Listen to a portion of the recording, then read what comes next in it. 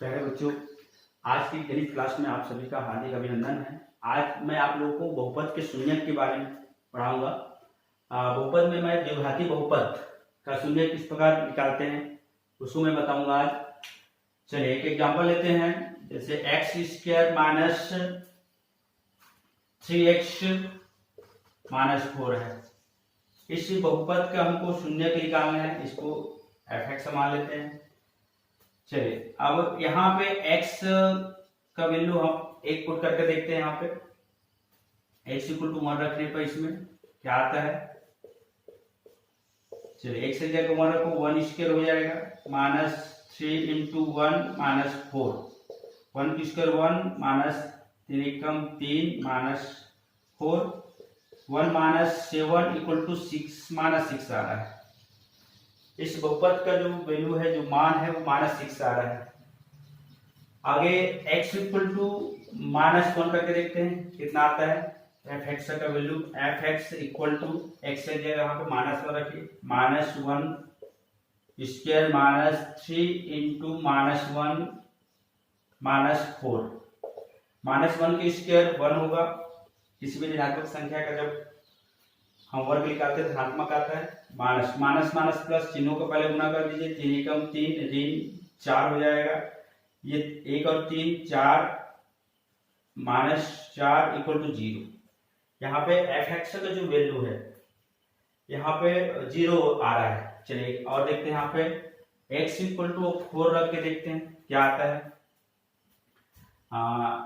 fx equal to x की जगह यहाँ पे 4 स्क्वायर हो जाएगा माइनस 3 इंटू 4 माइनस 4, 4 चौक 16 हो जाएगा, माइनस 3 चौक 12 माइनस 4 16, दोनों जुड़ जाएगा माइनस माइनस में, ये 16 माइनस 16 इक्वल टू 0 है। तो यहाँ पे x इक्वल टू 1 रख रहे हैं तो fx बहुपद का जो मान है वो माइनस 6 आ रहा है। x इक्वल टू माइनस 1 रख रहे हैं तो fx जो वैल्यू है, जो मान है, वो 0 आ रहा है। यहाँ पे भी x इक्वल टू 4 रख रहे हैं तो fx का जो मान है वो 0 आ रहा है। मतलब x के अब यहाँ पे हम शून्य का परिभाषा आसानी से हम दे सकते हैं। शून्यक, शून्यक नाम से पता चलता है, शून्यक शून्य, बहुपद का मान शून्य होना चाहिए। तो x के किस मान के लिए शून्य हो रहा है वो देख लीजिए। x का जिस मान के लिए उस बहुपद का मान शून्य होगा वही जो है x का वही मान जो है वो शून्य कहलाएगा। तो ये आपका x इक्वल टू 1 के लिए जो है बहुपद का मान शून्य नहीं हो रहा है, तो x इक्वल टू 1 जो है वो इस बहुपद का शून्यक नहीं कहलाएगा। तो कौन कहलाएगा? x इक्वल टू माइनस 1 जो है इस बहुपद का शून्यक कहलाएगा, और x इक्वल टू 4 जो है इस बहुपद का शून्यक कहलाएगा। इसके अलावा मान 0 भी कर सकते हैं, 0 करेंगे यहाँ पे ये 0 हो जाएगा, ये दोनों पर 0 हो जाएगा, माइनस 4, fx का मान माइनस 4, x इक्वल टू 0 के लिए भी बहुपद का मान शून्य नहीं हो रहा है। ऐसे यहाँ पे 2 भी रख सकते 3, लेकिन केवल x इक्वल टू माइनस 1 और x इक्वल टू 4 के लिए ही बहुपद, इस बहुपद का मान शून्य होगा, अन्य के लिए नहीं होगा। तो हम यहाँ पे बोल सकते हैं, परिभाषा में दे सकते हैं, x का वह मान जिसके लिए बहुपद का मान शून्य हो, x का वह मान जो होता है उस बहुपद का शून्य कहलाता है। तो द्विघाती बहुपद, क्योंकि हम द्विघाती बहुपद लिए हैं, द्विघाती बहुपद में x का दो मान निकल रहे हैं, दो, अर्थात यहाँ पे द्विघाती बहुपद में 2 शून्यक प्राप्त होता है। द्विघाती बहुपद के 2 शून्यक होते हैं, याद रखना है। यहाँ पे माइनस 1 एक हो गया, दूसरा हो गया 4।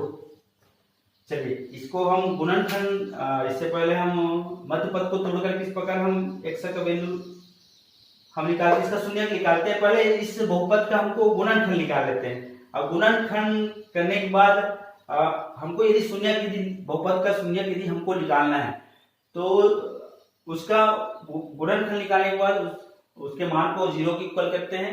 उसके बाद हम x का वैल्यू हम फाइंड आउट करते हैं। चलिए देखते हैं।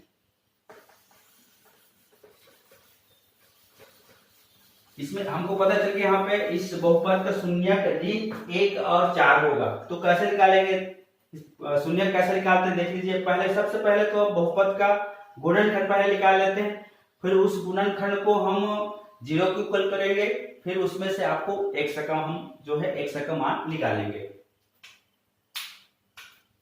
चलिए इसका गुणनखंड निकालते हैं। पिछले क्लास में मैंने बताया था मध्य पद को तोड़कर किस प्रकार गुणनखंड निकालते हैं। फिर से देख लीजिए, यहाँ पे 4 का हम गुणनखंड निकालेंगे। 4 का ऐसा 2 गुणनखंड निकालेंगे जिसको घटाने पर चिन्ह देख लीजिए, यहाँ पे ऋण चिन्ह है, घटाने पर ऋण 3 आनी चाहिए। तो 1 से स्टार्ट करेंगे, 1 दूनी 4 बराबर 4 होगा यहाँ पे। अब घटाएंगे, घटाने पर ऋण चिन्ह, अंतिम पद का चिन्ह देख लीजिए, ध्यान देंगे, यहाँ पे ऋण चिन्ह है, घटाने पर ऋण 3 आनी चाहिए। तो यदि हम 4 में 1 घटा रहे हैं तो 3 आ रहे हैं, हमको 1 में 3 घटानी है। तो 1 - 4 = -3, या पहले 3 है तो यहाँ पे इसको आप ऐसे लिख सकते हैं -4 + 1, तब भी -3 आएगा। ऋण और धन में घटाते हैं, 4 में 1 घटाएंगे 3 आएगा। बड़ी संख्या 4 है, 4 में ऋण इसलिए ऋण आ गया। इसको भी लिख सकते हैं यहाँ पे इसको भी पुट कर सकते हैं। चलिए आगे x² -3 की जगह यहाँ पे -4x, 1 को यहाँ पे नहीं लिखेंगे तो सिर्फ x है तो x हो जाएगा -4। यहाँ पे देख लीजिए -3x, चेक कर लीजिए ऊपर आ रहा है कि माइनस प्लस घटाएंगे, 4 में 1 घटाएंगे 3 आएगा। 3x बड़ी संख्या 4 है, 4 में माइनस इसलिए -3x आ गए। चलिए दो का जोड़ा बनाएंगे और x² - 4x प्लस इसको ब्रैकेट में करेंगे, x को ब्रैकेट में कर देंगे, ये जोड़ा बन गया। प्रत्येक जोड़े में से ओवरस्ट निकालेंगे। इसके बाद दोनों के पास x है इसलिए x बाहर निकलेगा, x बचेगा -4 प्लस इसके बाद दोनों के पास कुछ नहीं मतलब 1 है, 1 ओवरस्ट निकल जाएगा, x से -4 पिछली क्लास में डिटेल से बता दिया हूँ। अब इन दोनों में के पास क्या चीज है, x से -4 है, दोनों पद में x से -4 जो ओवरस्ट निकलेगा, क्या बचा, जो बचा उसको ब्रैकेट के अंदर x से बचा है, इसमें ये बाहर निकला है 1 बचा है, ये +1 हो जाएगा। यहाँ पे इस प्रकार इस बहुपद का गुणनखंड x - 4 × x + 1 आ गया। अब इसका हमको शून्य निकालना है, तो शून्य निकालना है तो बताया था मैं इस गुणनखंड को शून्य की इक्वल करेंगे। x - 4 × x + 1 = 0। चलिए अब दो गुणनखंड का गुणनफल शून्य के बराबर है तो प्रत्येक गुणनखंड 0 के इक्वल हो जाएगा। x - 4 = 0 और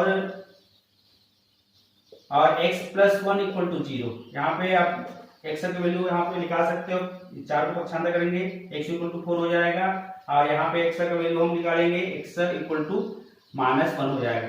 इस प्रकार आप देख रहे हैं x का जो वैल्यू है मतलब यही जो होता है वो इस बहुपद का शून्यक होगा। तो x का 2 मान प्राप्त हो रहा है 4 और -1 और ये इसी मान को यहाँ पे रखे थे तो इस बहुपद का मान शून्य आ रहा था। तो ये जो होगा वो इस बहुपद का शून्यक होगा। चलिए आगे एक और देखते हैं।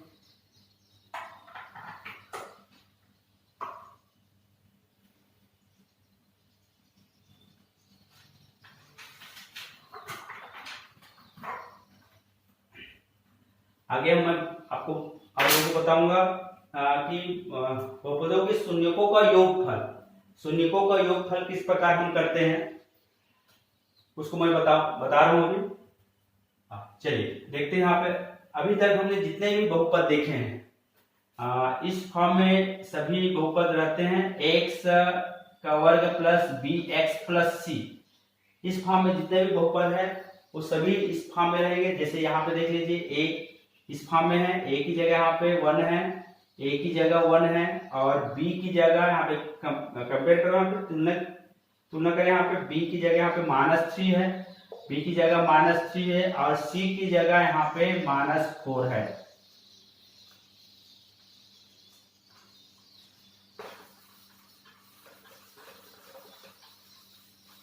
चलिए आगे देखते हैं। अब शून्यकों का योगफल, बहुपद के शून्यकों का योग। इस बहुपद का शून्यक हम निकाल रहे हैं x² - 3x - 4।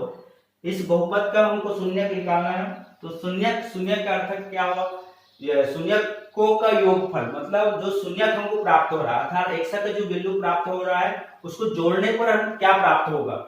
तो बिना हम गुणनफल निकाले, बिना x का मान निकाले हम शून्यकों को हम जोड़ सकते हैं। एक सूत्र है, सूत्र कैसे आता है उसको देखते हैं।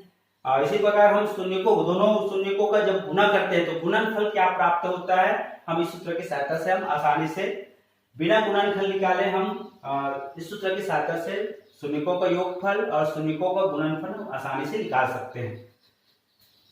चलिए देखते हैं ये शून्यकों का योगफल, इस बहुपद के शून्यकों का योगफल क्या होगा। शून्यकों का योगफल, ये सूत्र जो है जब हम द्विघात समीकरण जब पढ़ाएंगे तब मूलों का योगफल, इसकी जगह शून्य की जगह मूलों का योगफल आ जाएगा, वहां पे सूत्र को यूज होगा, इसलिए ध्यान से समझना इसको। चलिए शून्यकों का योगफल, पहले दोनों शून्य को जोड़ देते हैं, कितना योगफल आता है उसको देखते हैं, फिर सूत्र यहाँ पे पुट करेंगे। चलिए यहाँ पे शून्य 4 दोनों को जोड़ेंगे, माइनस इसलिए घट जाएगा, ये हो जाएगा आपका 3 प्राप्त हुआ। अब 3 को हम इस प्रकार लिख सकते हैं, -3 माइनस इंटू -3, माइनस फिर ब्रैकेट में माइनस, इस प्रकार हम लिख सकते हैं। अपान 1 भी लिख सकते हैं, किसी भी संख्या को 1 से हम डिवाइड करेंगे तो 1 ही प्राप्त होगा, वही संख्या प्राप्त होता है। और माइनस माइनस प्लस वही लिखे हैं, वही आ गया। अब यहाँ पे देख लीजिए, ये माइनस का माइनस कर दीजिए, -3 के स्थान पे क्या है देख लीजिए, कंपेयर हम किए हैं अभी, -3 के स्थान पे b है तो b लिख लेंगे यहाँ पे, और 1 के स्थान पे हम a लिख सकते हैं, क्योंकि a की कुल 1 है, इसलिए 1 के स्थान पे हम a लिख सकते हैं। इस प्रकार यहाँ पे शून्यकों बहुपद, इस बहुपद कोई किसी बहुपद के शून्यकों का योगफल का सूत्र ये होगा -b/a, ये याद रखेंगे, -b/a। अब इसी प्रकार शून्यकों का गुणनफल देखते हैं, शून्यकों का गुणनफल अर्थात x का जो वैल्यू हमको प्राप्त हुआ है, जो घातीय बहुपद में जो x का 2 मान प्राप्त हुआ है, उसको दोनों को यदि गुणा करते हैं तो गुणनफल क्या होता है। चलिए पहले गुणा करके देखते हैं क्या है। 4 इंटू -1, -4 होगा, 4 एकम 4, धन और ऋण पे गुणा, ऋण चिन्ह आएगा, ऋण 4। अब यहाँ पे देख सकते हैं, या इसको हम 1 लिखेंगे, ऋण 4/1। अब ऋण 4 के स्थान पे हम यहाँ पे c लिख सकते हैं, इधर लिख लीजिए, चलिए c, और यहाँ पे 1 के स्थान पे a लिखेंगे, तो ये सूत्र मिल गया शून्यकों का गुणनफल का सूत्र c/a, और शून्यकों का योगफल का सूत्र है ऋण b/a। इस प्रकार हम शून्यकों का योगफल और गुणनफल इस सूत्र की सहायता से हम निकाल सकते हैं। चलिए एग्जांपल देखते हैं, ये सूत्र याद रखेंगे।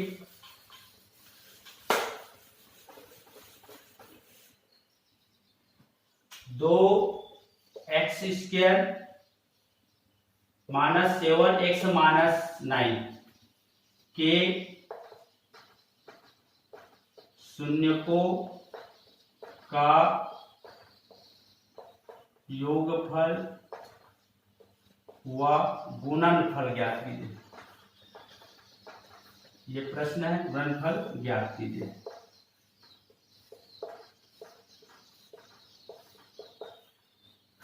चलिए सबसे पहले तो हमको सूत्र पता होनी चाहिए, क्या सूत्र आता है, शून्यकों के योगफल का सूत्र होता है -b/a, और गुणनफल, शून्यकों के गुणनफल का सूत्र होता है c/a।